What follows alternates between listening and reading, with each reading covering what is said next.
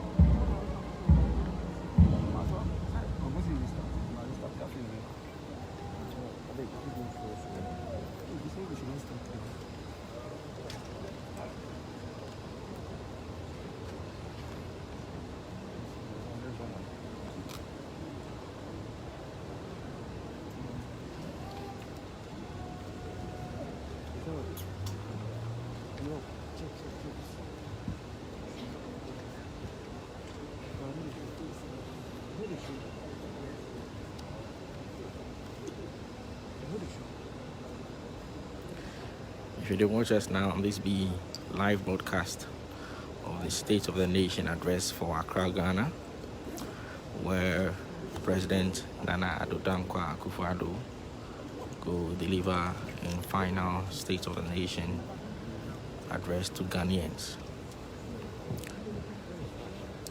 The President currently inspects the guard of honor with the entrance of the makeshift chamber we them create for here. In the next few minutes, you walk through the doorway they see, take salutes from the state protocol all the way to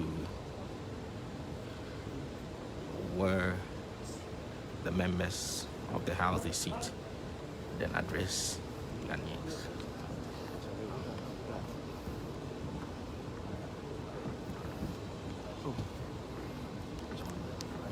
That was the First Lady of the Republic, Rebecca Akufo.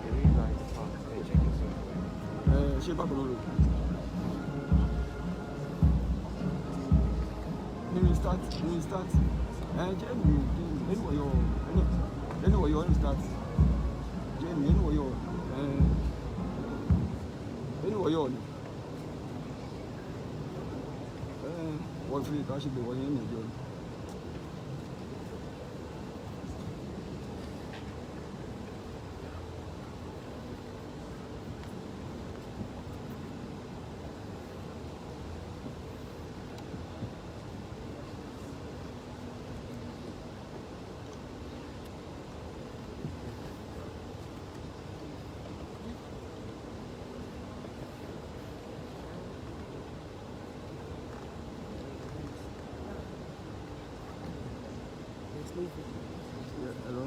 Yes. Okay. You pick. See, you pick.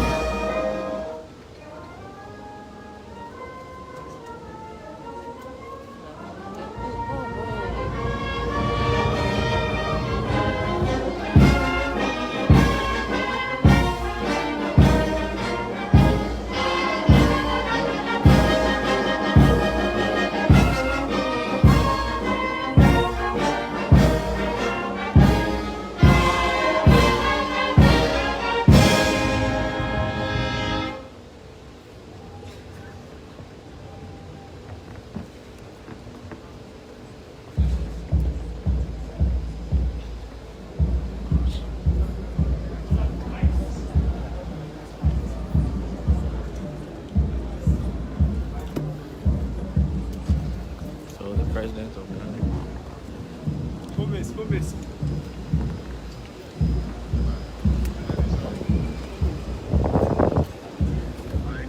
Order.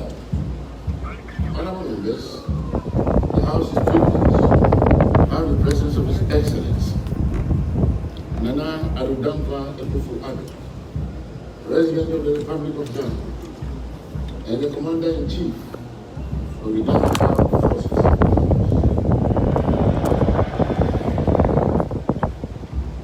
His Excellency, the President, is here in accordance with Article 67 of the 1982 Constitution of the Republic of Ghana to deliver a message on the state of the nation to this honorable House.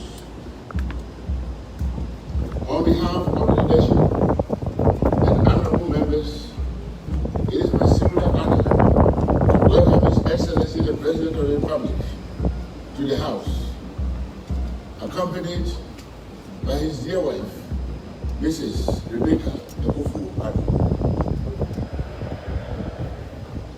Honorable members, other honorable guests, honored guests include His Excellency, the Vice President of the Republic, Dr. Mahamudu Bawumia, and his wife, Mrs. Samira Bawumia. His Lordship, the Chief Justice, Justice Eningemwa, Chief Justice of the Republic, and other justices of the Superior Courts of Ghana.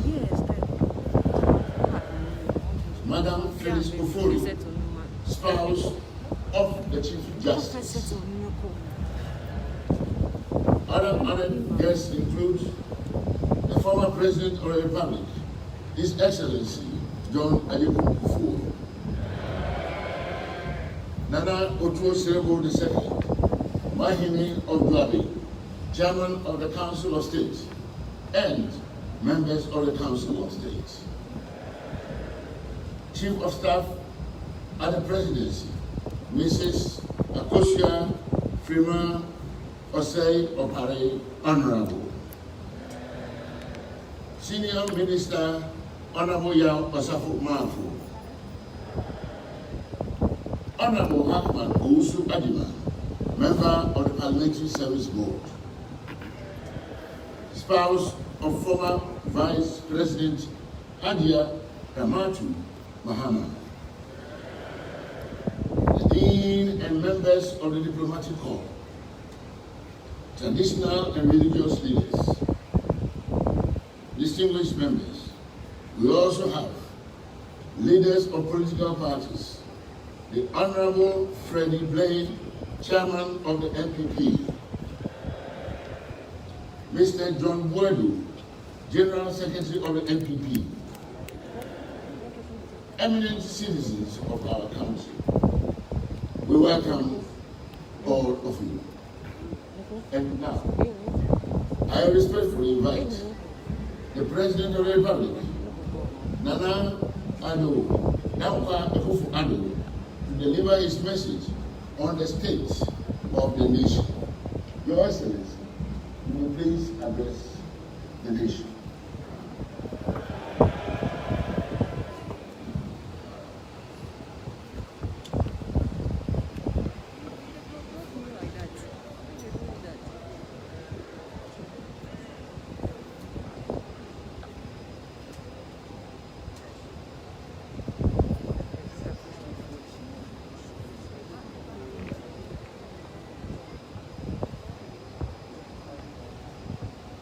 Mr. Speaker,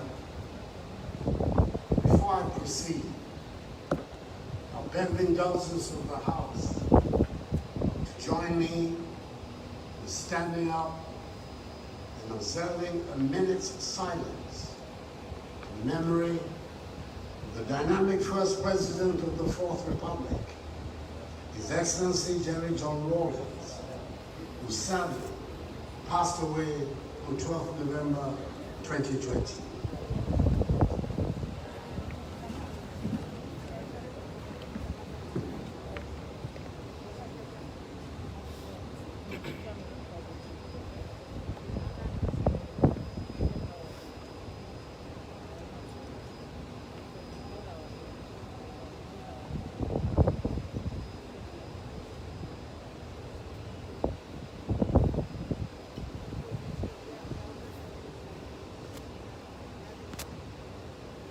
May his soul rest in perfect peace in the bosom of the Lord until the last day of the resurrection, when we shall all meet again. Amen.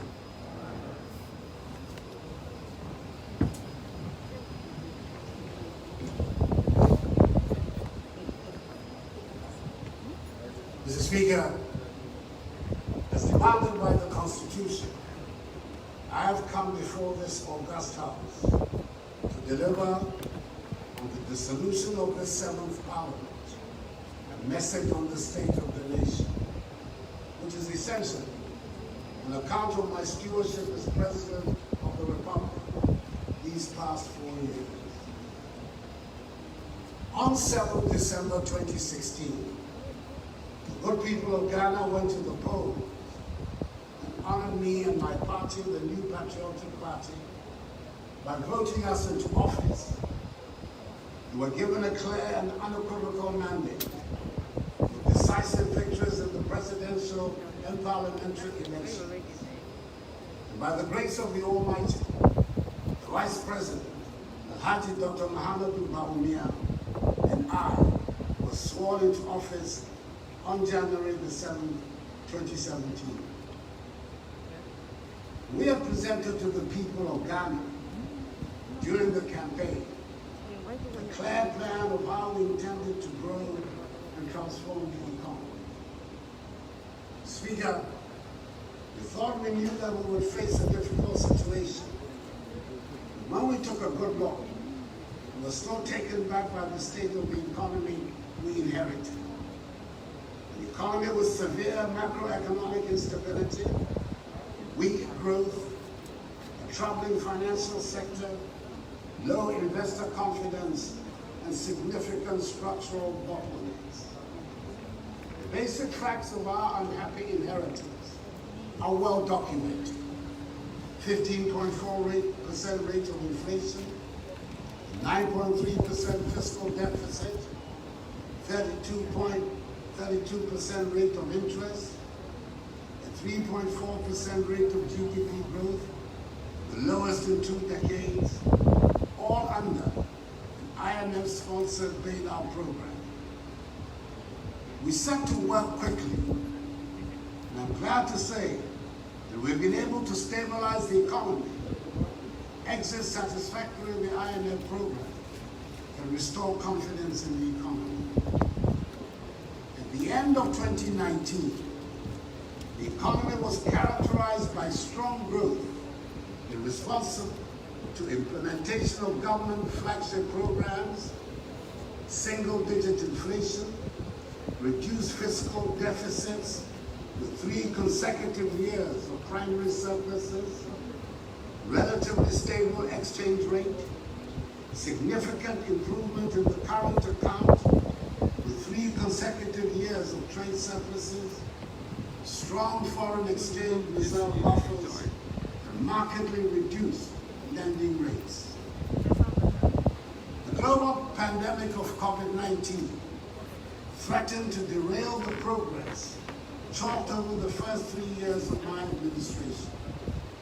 Its impact has led to the revision in GDP growth for 2020 from 6.8% to 0.9%, and later to 1.9%, to reflect significant slowdown in economic activities as a consequence of the effects of COVID-19 on lives and livelihoods.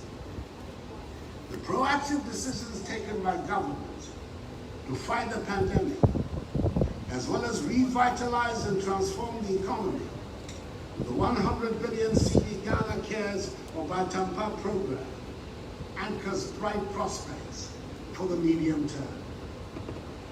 Government will continue to implement prudent fiscal measures to quicken the pace of fiscal consolidation. And in March this year, the Minister for Finance will come to this august house to provide further details on the measures to be taken to restore our country back to the path of economic recovery. Mr. Speaker, government in 4 years has recorded a number of significant milestones in our quest to formalize and modernize the Ghanaian economy. We believe it is the fairest and fastest way to achieve our goals. The National Identity Card rollout, the National Digital Property Addressing System, the interoperability of mobile money transactions, the introduction of the paperless operations at the port, e-business registration system, and access to digital financial services are all part of the drive to formalize our economy and enhance its productivity. For years, there have been unhappiness and sometimes agitation on the subject of the geographic delineation of regions in the country. In the particular case of what was to become the OT region, their demand for a new region stretched back to more than 60 years. We decided that we needed to resolve these matters to be able to bring governance nearer to the people. The constitutional processes for the creation of new regions was put in place, and after the petitions and stakeholder consultations, the people in the identified areas had the opportunity to vote in historic referendum. There were overwhelming approvals for the yes vote in the referenda held in 47 districts across 4 existing regions. This led to the creation of 6 new regions, and we now have 16 instead of the 10 regions that existed at the start of my administration. 4 years ago, it sounded recklessly optimistic, but free SHS and free TVET are now entrenched parts of our educational setup.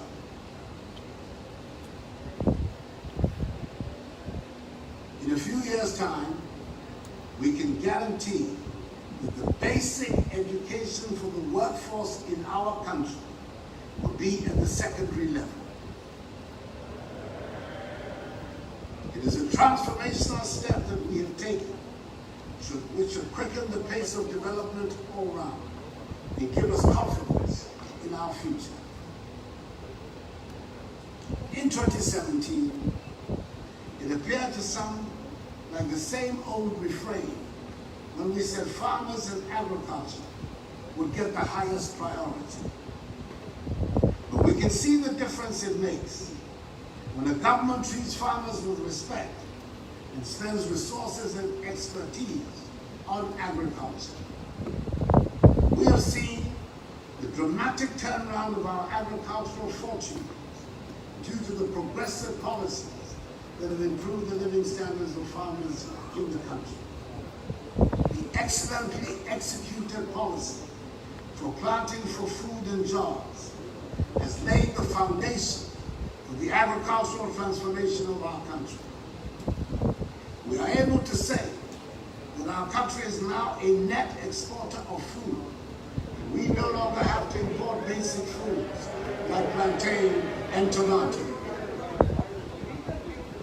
Speaker, Ghana rice is the preferred choice in an increasing number of our homes as the growing, processing, and packaging of rice become a more established and attractive industry. During this COVID crisis, we have mercifully been spared the specter of food shortages. On the contrary, thanks to planting for food and jobs, food has been in abundance in our markets across the country. Throughout the ages, food processing has provided the takeoff point for the industrialization of many nations.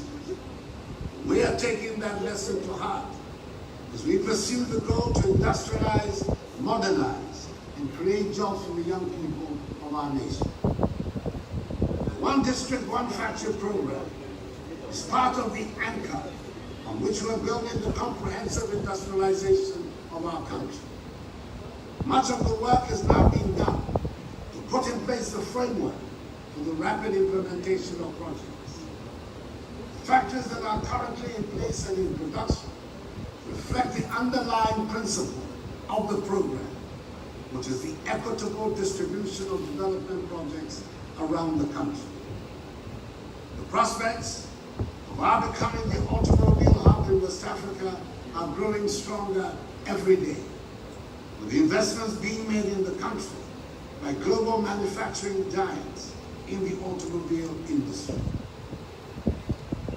Speaker, probably the most difficult problem the government met on coming into office was the state of the banking and financial sector. Many of our banks were in distress and had been kept on unsustainable and artificial life support by the central bank. The supervisory agencies were unfortunately not performing their duties. The governance and management structures of many of the banks were clearly not adequate. If truth be told, many of our finance houses were running what can only be called glorified Ponzi schemes and had lured many depositors into these schemes. We were in a desperate situation and urgent radical measures had to be taken to prevent the collapse of the entire financial and banking sector. The Bank of Ghana, under new leadership, intervened and has restored sanity to the sector, and in the process, we have saved the banks involved and 4.6 million depositors' funds. The government has had to find some 21 billion cedis to fund the cleaning up exercise.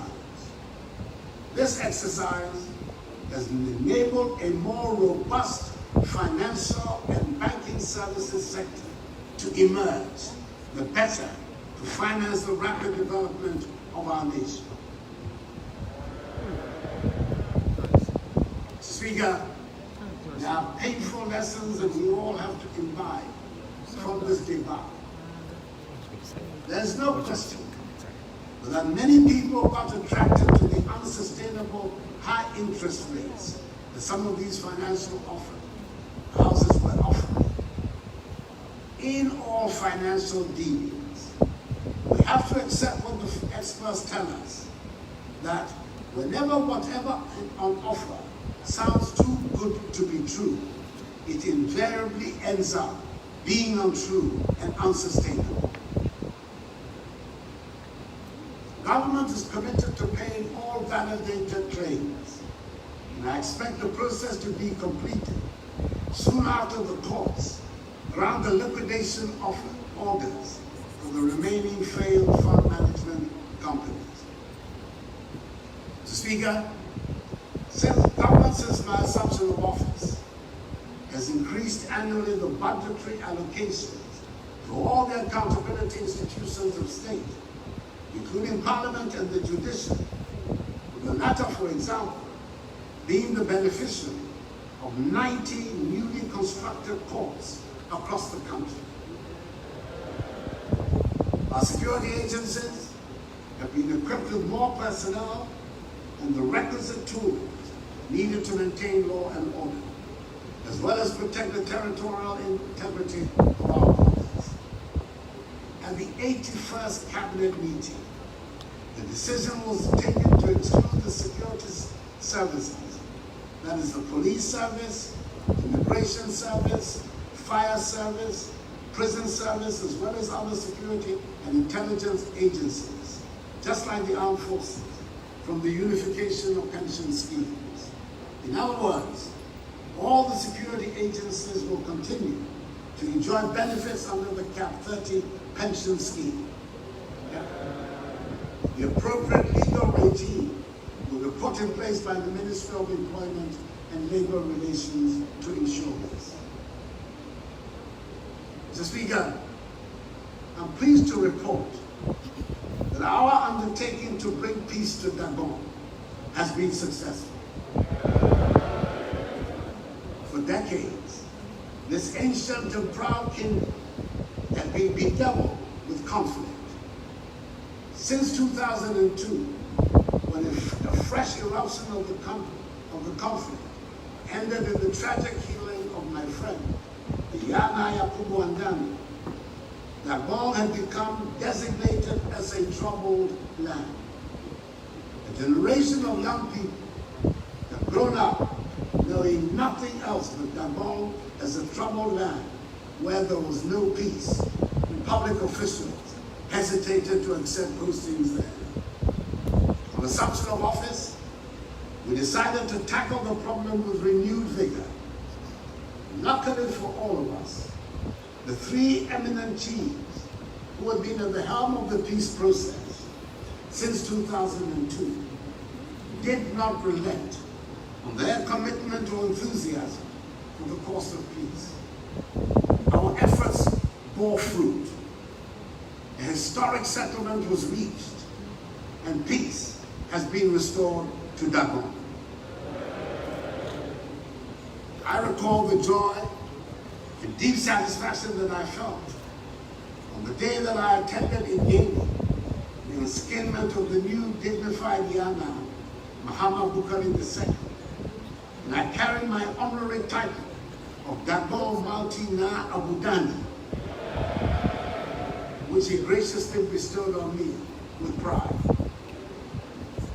I admit freely that it was one of the highlights of the past 4 years for me as President of the Republic. I was happy, not just because a long-running problem had been finally resolved, but also because I know that the development and modernization of our country that we all desire can only happen when there's peace and unity in Ghana. I express the deepest gratitude of the nation to the many people who work so hard to give Gabon the opportunity for its people to lead normal lives again. I pay homage especially to the three eminent chiefs who led the process: the redoubtable Asanteni, Otumfuo Setutu II, the overlord of Makro, the Nairi, Na Bohubu, Abdullah Mahami Seriga, and the overlord of the Gonja state, the Yagbonwura, Tutumba Boresa Sulemana Japa. And I congratulate the Gabon people themselves for deciding to embrace peace. We pray that we learn all the hard lessons and reject the use of violence to resolve the problems that will come up in our lives. Mr. Speaker, since I'm on the subject of highlights, this might be the appropriate place to recall the year of return.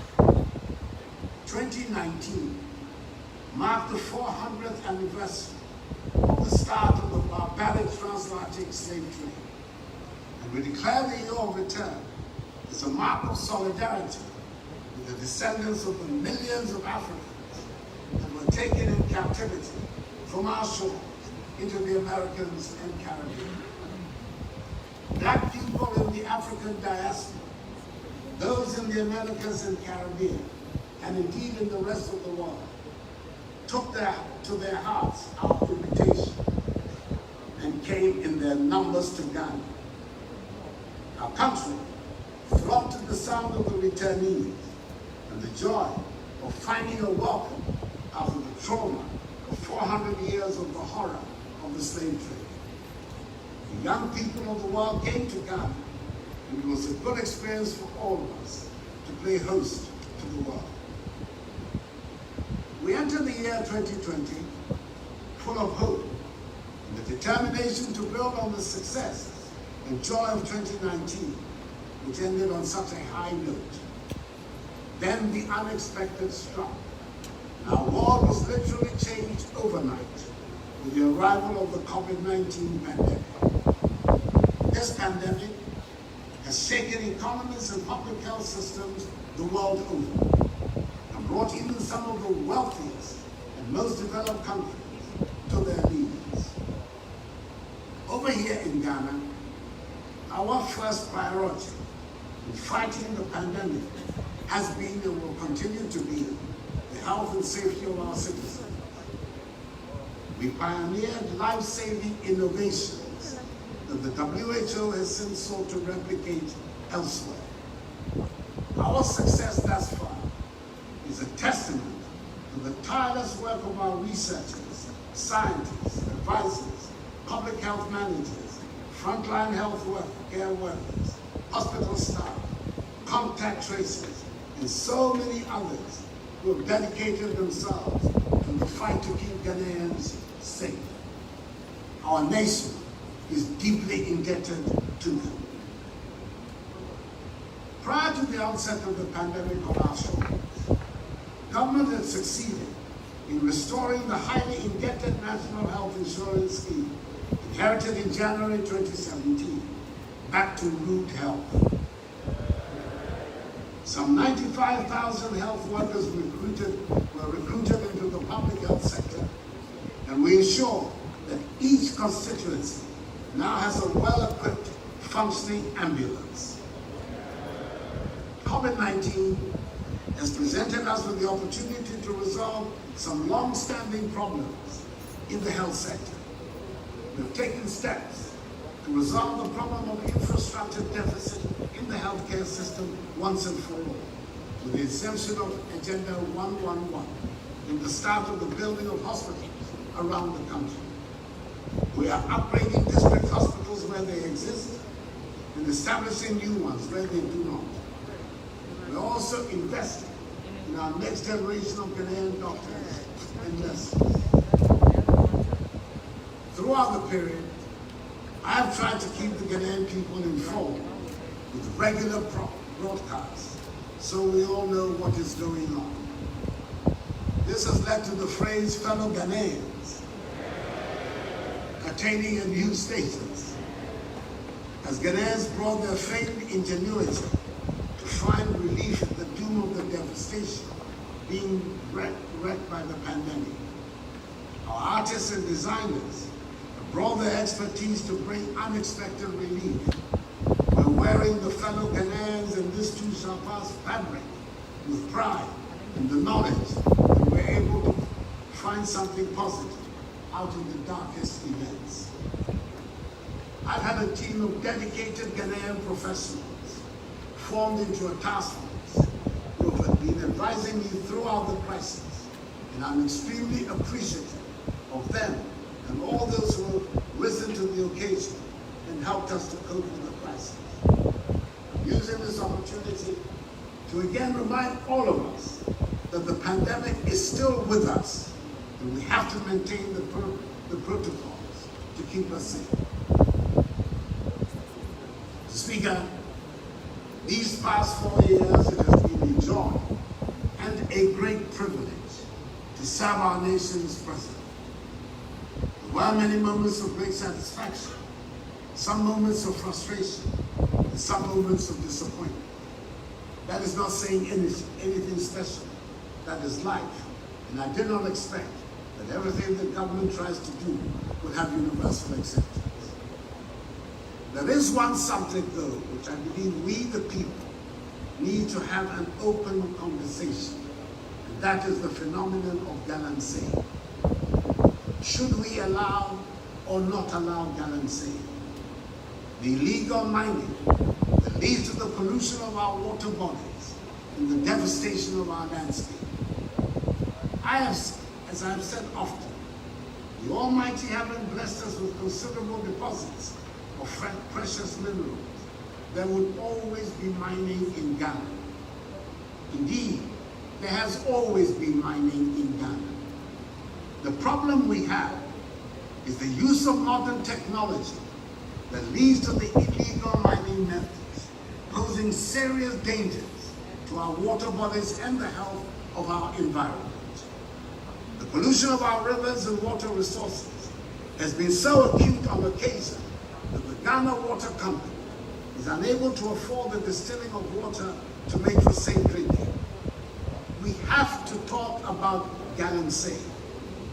We who are leaders owe it to the country to take the subject out of the party political arena and have an honest conversation about this menace to our future. Mr. Speaker, by dint of hard work, we have ensured that presently our country's reputation amongst the Community of Nations is high. For the first time in our history, Ghana has been honored by her peers with the privilege of playing host to a Pan-African institution, the Secretariat of the African Continental Free Trade Area, AFCFTA. One of the most momentous developments in the modern history of our continent. I've also been honored to follow in the footsteps of my predecessor presidents, specifically their excellencies Jerry John Rawlings, John Akufo, and John Dramani Mahama, with my appointment as chairperson of the Authority of Heads of State and Government of the Economic Community of West African States, ECOWAS. I'm aware of the enormity of the task ahead, and I assure the community that I'll discharge my duties to the best of my abilities. Mr. Speaker, I would like to say a special thank you to the members of this august house, to the members of this 7th Parliament in our 4th Republic. I speak as someone who has served 3 terms in this house, and I can safely say that this 7th Parliament has been the busiest ever, and arguably the most productive in the history of our country. You have passed almost 50 pieces of legislative instruments. The acts have been wide-ranging in scope and reach. We finally have the Right to Information Act. We have an Office of Special Prosecutor Act.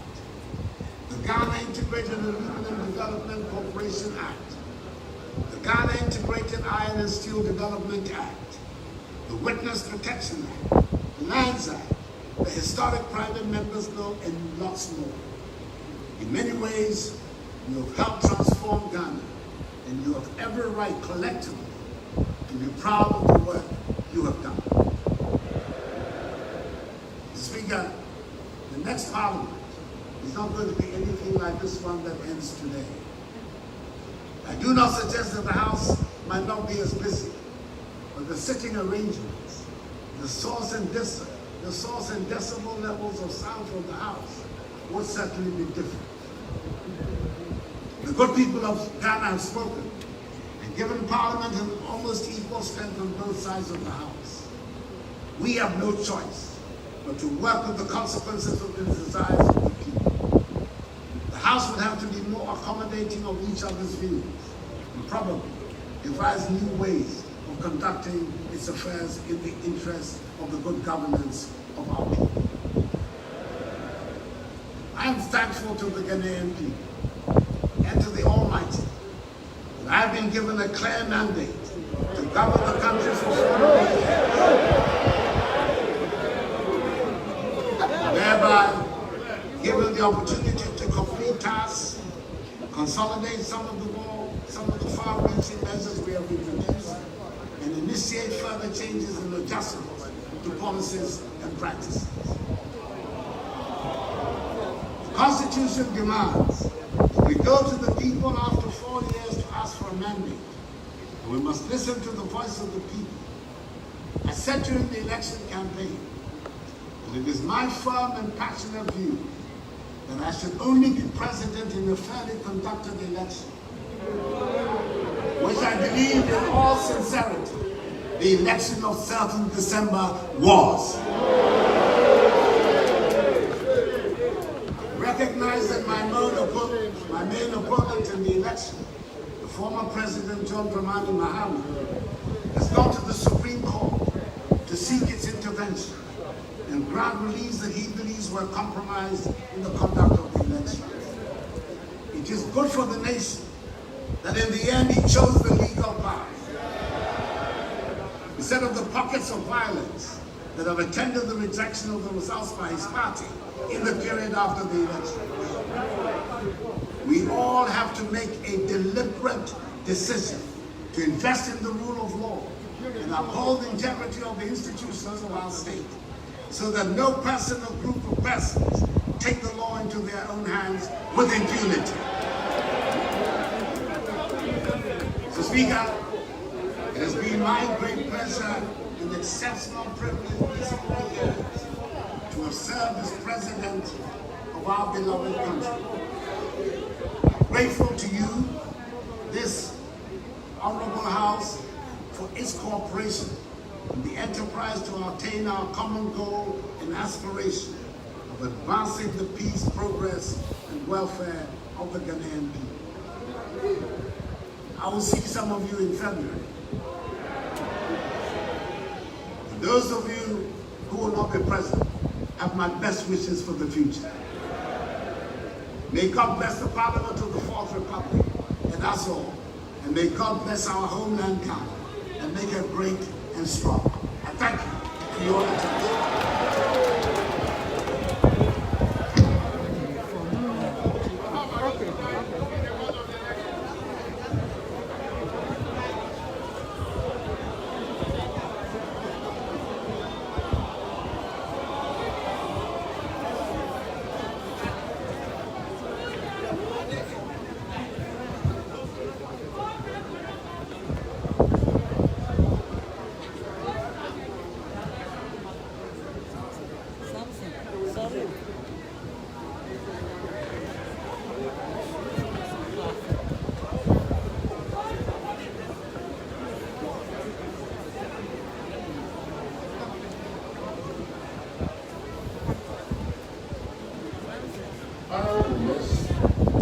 In accordance with Standing Order 58, I wish to convey to His Excellency the President the gratitude of this House.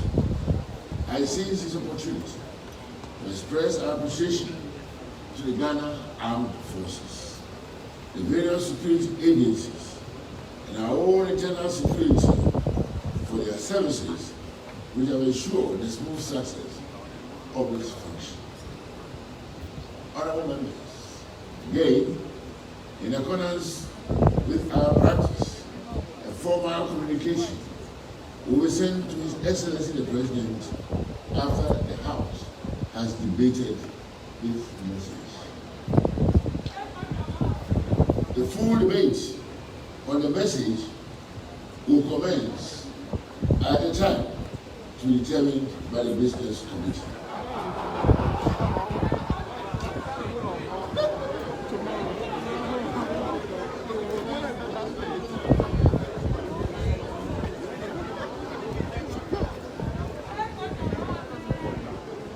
Honorable Majority Leader,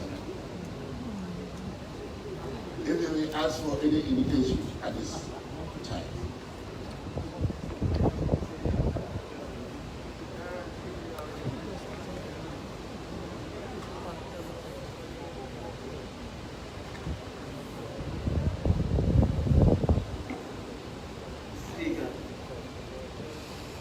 honorable members, we listen to speak to the President of the Republic. I guess that tradition before I give the invocation, it will speak and they want to hear from the minority. Then if before I give an invocation, as to what to do next. We are together and this is the right to speak as well.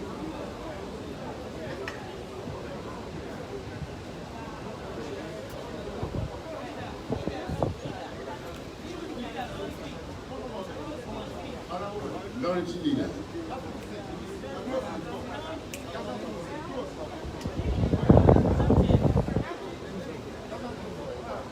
Mr. Speaker, I see motion item 4, and it's my expectation that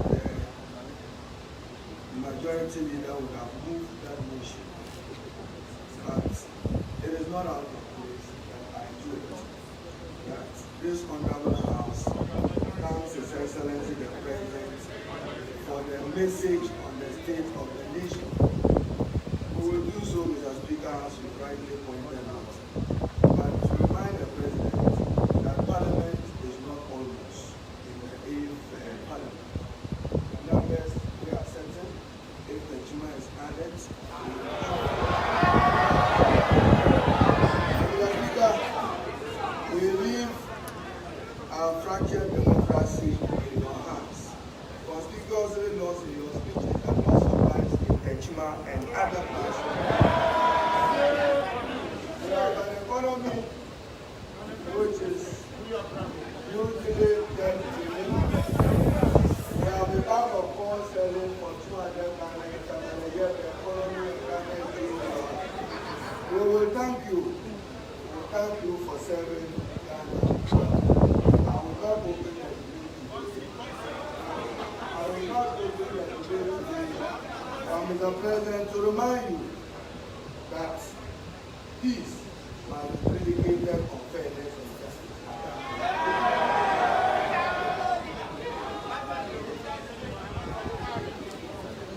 Honorable Minority Leader, may I respectfully hear you seconding a motion for adjournment?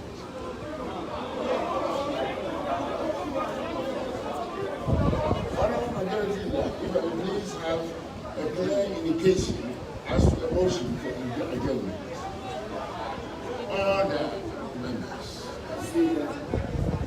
As has been advertised in the order paper, what we are required to do is to move a motion, and the motion is removed by the majority leader. Yes, by the minority leader. The majority leader has done it. What I raised by way of preliminary observation is that if there are any indications, the minority leader will be called on first before any indications will also be given by the majority, as is the practice in the House. The Speaker, the President has provided under Article 67 of the Constitution, has come to deliver to Parliament a message on the state of the nation. The state of the nation has e-measures, and the measures he, as President of the Republic, has instituted to improve the lives of Ghanaians and indeed the people of the country as a whole. Speaker, the state of the nation that he is beginning to himself, he has accounted for to the nation in his brief address. Speaker, the President has appealed to his own government to be much more consultative given where we are as a nation. And he has also appealed to Parliament to be innovative in the conduct of business, all in the bid to deepen our democratic governance. Speaker, normally when the President delivers his message on the state of the nation, the Parliament sets aside a date and a periods to pour through the content of the news. Given where we are, the last state of the nation address given by the President at the dusk of his own life and the dust of Parliament, there's virtually no space to debate the content of that message. Perhaps, to be innovative, we should devise a scheme to interrogate the content. But for now, no such message has been debated in the House. Mr. Speaker, for those of them who decide to be very speculative and live in a dream world, reality check will show where we are as a nation. Mr. Speaker,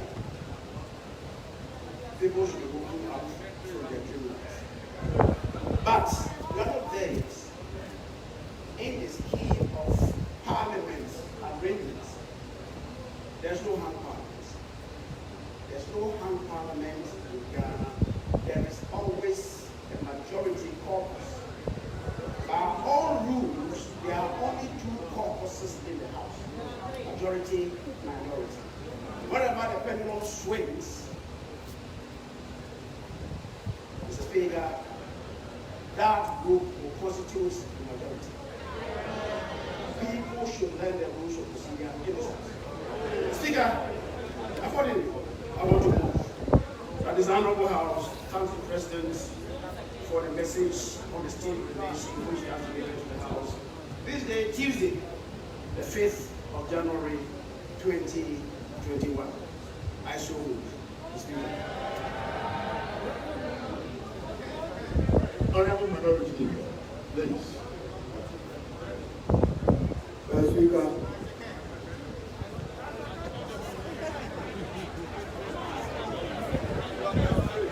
Speaker, I beg to second the motion.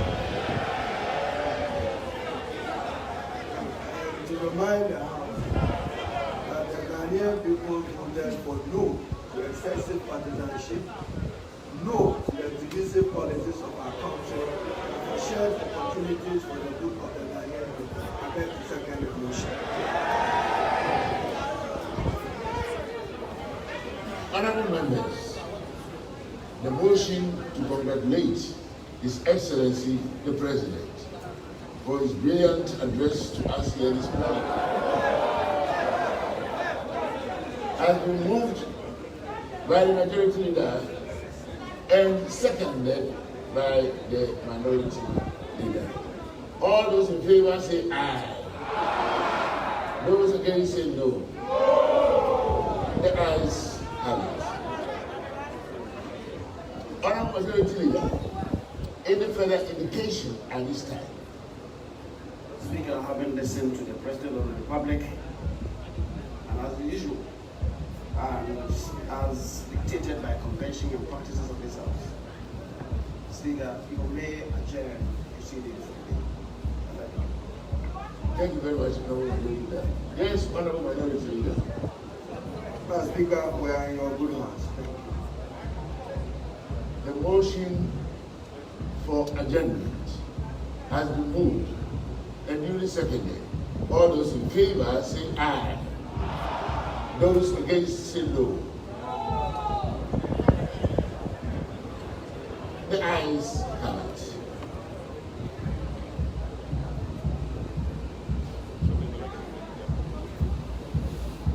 This Honorable House is accordingly adjourned till Friday,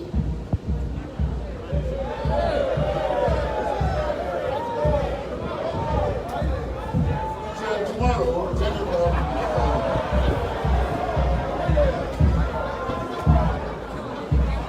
Honorable members, as you are now processed out with the President, the Vice President, and the leadership of the House, to the lobby for Mr. President and the Vice President to sign the distinguished business group, after which we will return through the chamber to the Speaker's lobby for a brief interaction. Meanwhile, honorable members and our invited guests are entreated to kindly remain by your seats during the process. His Lordship, the Chief Justice, will also process out of the chamber in the company of the justices of the Superior Court Communicator before House stands again to tomorrow accordingly. Thank you very much, honorable members. Thank you, Mr. President.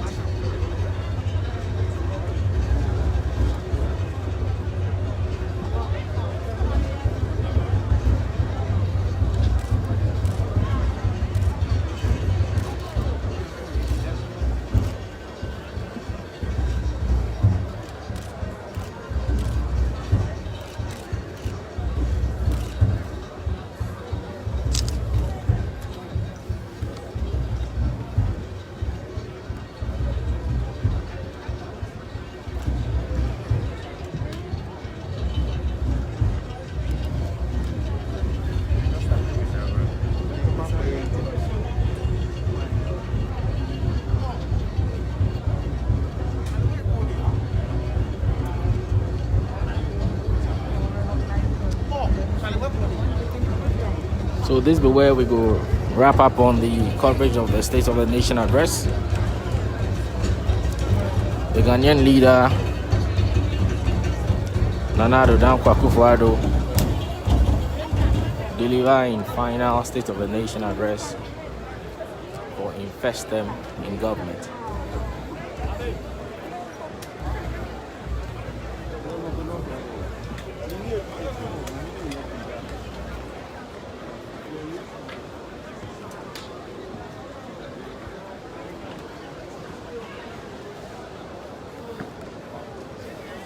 You talk about some things like when he took over power, challenges within the banking sector, we them ensure cleanup of the banking sector by closing down banks. We know the practice the appropriate corporate governance systems.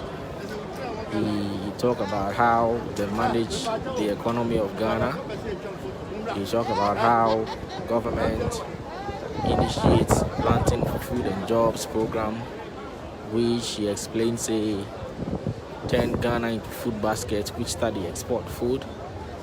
Also, the planting for food and jobs, he explained say help Ghana to sustain in body during the coronavirus period, sake of food day from within Ghana, despite the shutdown or the closing down of borders and things. He also talked about how under in 4-year leadership he introduced the Year of Return program in 2019, where thousands of African American descents visit Ghana, sake of them they mark the 400th year since the start of slavery.